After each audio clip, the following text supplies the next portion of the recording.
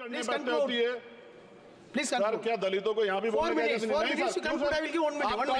नहीं सर, अगर सबको 4 मिनट दे दो मुझे दे दो। नहीं सर, ये भेदभाव नहीं चलेगा दलितों के साथ। Time is 4 minute, don't waste. भाई सर आप चेक करो, अगर सबको 4 मिनट दिए तो आप मना करो, मैं बंद कर देता हूँ उसको।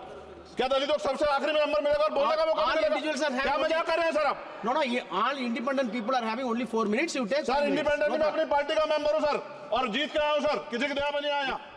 नगीना लोकसभा सीट से चुनाव जीतकर चंद्रशेखर आजाद पार्लियामेंट में पहुंचे, यानी कि संसद में पहुंचे, और उन्होंने फिर बेबाकी के साथ दहाड़ लगाना शुरू की और उन्होंने स्पीकर महोदय को भी क्लास लगा दी। यानी कि स्पीकर महोदय ने उन्हें रोकने की कोशिश की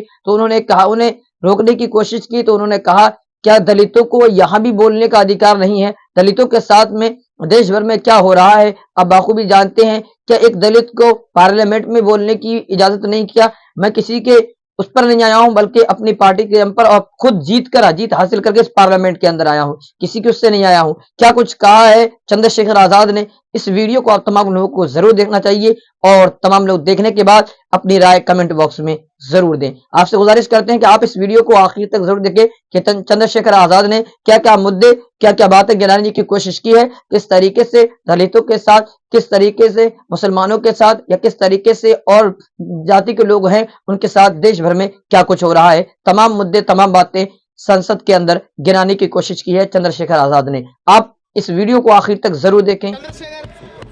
श्री चंद्रशेखर आजाद, धन्यवाद सभापति जी। आज हम संविधान की गौरवशाली यात्रा पे जो 75 साल की बात कर रहे हैं, ये इनका काम है। धन्यवाद सभापति जी। आगे सर, आगे। आज हम संविधान की गौरवशाली यात्रा पे बात करने के लिए चर्चा कर रहे हैं। कल से ये चर्चा चल रही है सर। मैंने बहुत सारे दोनों पक्ष के और जितने भी हमारे मेंबर हैं सुना सर, उनको बड़े बड़े नेता हैं सर। इसके भाग 1 में लिखा हुआ है India that is Bharat, Hindustan नहीं लिखा हुआ है सर। लेकिन सारे नेता संविधान पर चर्चा कर रहे हैं, लेकिन हिंदुस्तान ही कहेंगे, भारत कहने की हिम्मत नहीं जुटा पा रहे हैं। ये बड़ा सवाल है सर कि क्या संविधान के हिसाब से बात रखी जा रही है। मैं धन्यवाद दूंगा फूले साहू बाबा साहब अम्बेडकर को और मेरे नेता मान्यवर साहब श्री काशीराम को। 25 नवंबर 1949 को संविधान को सौंपते हुए डॉक्टर बाबा साहब अम्बेडकर ने कहा था कि 26 जनवरी 1950 को हम विरोधाभास भरे जीवन में प्रवेश करने जा रहे हैं। राजनीतिक जीवन में तो हमारे पास समानता होगी, लेकिन सामाजिक और आर्थिक जीवन में असमानता होगी। क्या ये चुनौती आज 75 साल बाद दूर हुई है? भारत ने 26 जनवरी 1950 को संविधान लागू होने के साथ खुद को एक संप्रभु लोकतांत्रिक और गणतांत्रिक राज्य होने का ऐलान किया। लेकिन सर उस समय संविधान की स्थिति ये थी कि जैसे गांव का कोई आदमी, मैं 50 की बात कर रहा हूं, वो 50 साल पहले शहर में आ जाता और बड़े लोगों की महफिल में चला जाता, उस जहां वो खाना खा रहे हो, और वो टेबल पे नैपकिन को खा के जो है ये कहता कि ये तो फीका, क्योंकि वो जानता ही नहीं था, वो समझता नहीं था संविधान को, संविधान है क्या। संविधान उसके लिए महज दस्तावेज था। ये जिम्मेदारी थी राजनीतिक दलों पे कि वो संविधान को व्यवहार में लेके आते। और इसके इतने सारे आर्टिकल हैं, अगर इनको व्यवहार में लाया जाता तो मुझे लगता कि आज देश बहुत बदल गया होता। बाबा साहब ने कहा था कि लोकतंत्र भारतीय भूमि का केवल ऊपरी पोशाक है, उनके अनुसार यहाँ की संस्कृति अनिवार्य तौर पर लोकतांत्रिक है। भारत जैसे गरीब और गैर बराबरी वाले देश में संविधान के जरिए छुआछूत खत्म करना, वंचितों के लिए सकारात्मक उपाय करना, सभी वयस्कों के लिए मतदान का अधिकार देना और सबके लिए सम्मान अधिकार तय करना, ये बहुत बड़ी उपलब्धि थी सर। ये संविधान है कि आप वहां बैठे हैं और मैं यहाँ खड़ा होकर अपनी बात रख रहा हूं, और इस देश में आदिवासी महिला के तौर पे जो है राष्ट्रपति बनी है, और प्राइम मिनिस्टर तो नहीं बना, लेकिन शेड्यूल कास्ट के बड़े नेताओं को भी जो है राष्ट्रपति बनने का मौका मिला। इस संविधान की देन, अगर वोट हम पे नहीं होता तो शायद अमीर और जो राजा महाराजा खुद को मानते हैं हमारी गलियों तक नहीं आ पाते, हमारे हाल नहीं जान पाते। आजादी का मतलब सर सिर्फ अधिकार पाना भर नहीं है, इसके लिए हमारे संविधान में सरकार और नागरिकों के अधिकारों के साथ साथ उनके कर्तव्यों का विस्तार से उल्लेख किया गया है। बाबा साहब ने संविधान सभा में दिए गए भाषण में कहा था कि स्वतंत्रता आनंद का विषय है, पर अब हमें अपनी जिम्मेदारियों पर भी ध्यान देना होगा। संविधान ने सुनिश्चित किया कि रानी के पेट से राजा जन्म मिलेगा, वोट से नेता तैयार होगा। आर्थिक बराबरी के लिए सरकार क्या कर रही है, गरीब और गरीब हो रहा है और अमीर हो रहा है। सुबह उठते कहीं बम की धमकी मिलती, कहीं दंगे की। ये अमृत काल है सर, यह धमकी काल है। कितना बढ़ रहा है आर्टिकल 15 सर। भारत में आज भी घोड़ी चढ़ने बैठते होती है। प्लीज सर क्या दलितों को यहाँ भी बोलने का minutes, नहीं? 4 नहीं minutes, सर, you can क्यों put, I will give 1 minute, आप 1 minute, तय 1 कर लो minute. सर। अगर सबको 4 मिनट दे तो मुझे दे दो। Finish in 1 नहीं सर, minute. ये भेदभाव नहीं चलेगा दलितों के साथ। Allotted time is 4 minutes. Don't waste. Please. भाई सर, Take 1 आप minute. क्या करो अगर सबको 4 मिनट दिए तो? Take 1 minute. आप मना करो, मैं बंद कर देता हूँ उसको। क्या दलितों को सबसे आखिरी में नंबर मिलेगा और बोलने का मौका All मिलेगा? individuals are having क्या only- मजाक कर रहे हैं सर आप?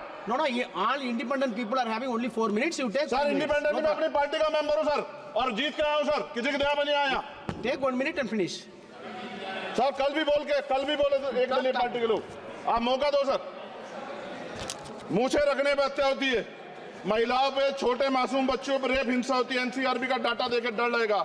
यही 1 किलोमीटर में संविधान को जला गया, और महाराष्ट्र के परभनी में अभी भी संविधान को नष्ट किया गया, उसकी कॉपी को। आर्टिकल 25-26 में संविधान में सभी को धार्मिक आजादी। कहाँ है दलितों की, मुसलमानों की, जैनों की, बौद्धों की, ईसाइयों की? छत्तीसगढ़ में सतनामी समाज को संविधान की अपनी धार्मिक आजादी के आधार पर जो है उनको अपमानित करके जेल में बंद कर दिया। संभल, अजमेर, अयोध्या सब इसका उदाहरण है। ये सरकार आलोचना डरती है। कितने लोग जेल में बंद है? मिरान हैदर, खालिद सैफी, उमर खालिद खान, सिफा खान, गुलफ्शा फातिमा और आजम खान साहब राजनीतिक विरोध में बंद है। सरकार यहाँ बैठी है, सरकार सामाजिक न्याय की बात करती है। बताए कितने दलित मुख्यमंत्री बना रखे हैं आपने? 13 ज्यादा सरकार स्टेट में सरकार है। कितनी महिला मुख्यमंत्री है? आपकी सरकार ने सुप्रीम कोर्ट के आदेश के बाद रिजर्वेशन प्रमोशन में जारी नहीं किया, और ओबीसी को पॉलिटिकल रिजर्वेशन आप देंगे नहीं देंगे, आप बताने का काम करें। मैं 75 साल की गौरव यात्रा में हम एक सभ्य समाज नहीं बना पाए, इसलिए जाति आधार पर SC ST OBC के बच्चों को प्राइमरी स्कूल से लेकर उच्च संस्थानों में भेदभाव किया जाता है। सरकार निरंकुश हो गई, कोई बुलडोजर से कार्रवाई करता है। कल मंत्री जी ने कहा हमने राष्ट्रीय पिछड़ा वर्ग आयोग बनाया, 69 शिक्षक भर्ती में उसकी सिफारिशों को नहीं माना। EWS के जरिए आपने संविधान पे, आरक्षण के प्रावधान पे हमला किया। 1 मिनट में खत्म कर रहा हूं सर। संविधान सर, न्यायपालिका में आर्टिकल 124 ये कहता है सर, ये अधिकार जो है। Sanjay sir ji please conclude sir 1 minute में प्लीज संविधान में न्यायाधीशों की नियुक्ति का अधिकार राष्ट्रपति के द्वारा होना चाहिए, अभी तक नहीं हो रही है। All India judicial service commission कब बनेगा? क्या चंद परिवार ही सर जज बन सकते हैं? और आज हम सर, मैं सरकार से सवाल पूछना चाहता हूं सर, सेवाओं में SC ST OBC वर्ग का कितना प्रतिनिधित्व है?